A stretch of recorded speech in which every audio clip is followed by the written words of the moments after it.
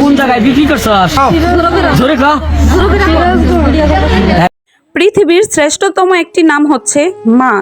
মা শব্দটা মুখে নিলেই যেন কলিজা ঠান্ডা হয়ে যায় এমন একটা অবস্থা। আর সেই মায়ের পায়ের নিচেই কিন্তু সন্তানের বেহেস।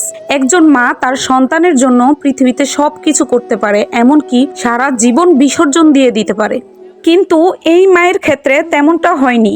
এই মা নিজের স্বপ্ন পূরণ করার জন্য নিজের 4 মাসের সন্তানকেই বানিয়েছে বলির পাঠা। 4 মাসের সন্তান নিয়ে গত বৃহস্পতিবারে সিরাজগঞ্জের এক লোকের কাছে বিক্রি করে দিচ্ছি ৪৫,০০০ টাকায়। এই ফুটফুটে বাচ্চার বয়স মাত্র 4 মাস।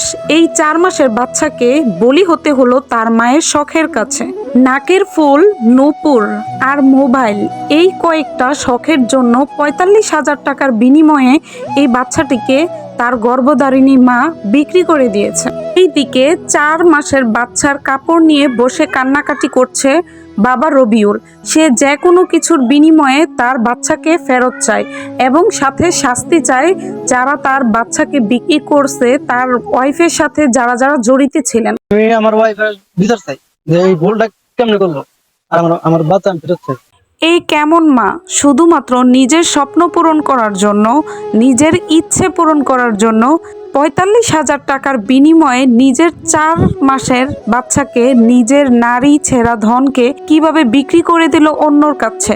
আর সেই ৪৫,০০০ টাকা দিয়ে সে তার নাকের নথ, পায়ের নূপুর, হাতের মোবাইল ফোন কিনে নিল। এই 4 মাসের অবুঝ ছোট্ট বাচ্চাটি সে নিজেও জানে না যে তার মায়ের শখের কাছে তাকে এই বয়সেই বলি হতে হলো। সো এভরিওয়ান, আপনাদের কি মনে হয় এই ধরনের মাকে কি ধরনের শাস্তি দেওয়া উচিত? অবশ্যই কমেন্টের মাধ্যমে জানাবেন। আর হ্যাঁ, অবশ্যই ভিডিওটি বেশি বেশি করে শেয়ার করে দিবেন।